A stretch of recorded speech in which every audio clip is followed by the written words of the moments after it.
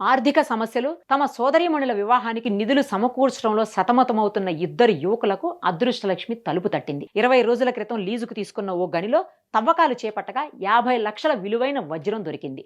మధ్యప్రదేశ్లోని పన్నా జిల్లాకు చెందిన ఇద్దరు స్నేహితులను ఈ అదృష్టం వరించింది. సతీష్ కార్తిక్, సాజిద్ మొహమ్మద్లు పన్నాలోని రాణిగంజ్ వాసులు. సతీష్కు మాంసం దుకాణం ఉండగా సాజిద్ పండ్ల వ్యాపారం చేసేవాడు. ఇద్దరివి ఆర్థికంగా వెనకబడిన కుటుంబాలు. ఎలాగైనా తమ అదృష్టాన్ని పరీక్షించుకోవాలని భావించారు. సాజిద్ తండ్రి, తాత కూడా గతంలో వజ్రాల వేట చేసినప్పటికీ ఫలితం అంతగా రాలేదు. దాంతో 20 రోజుల కింద ఓ చిన్న గనిని లీజుకు తీసుకున్న వీరిద్దరూ తవ్వకాలు మొదలుపెట్టారు. ఈ క్రమంలో తళుక్కున మెరిసే వజ్రం వీరి కంటబడింది.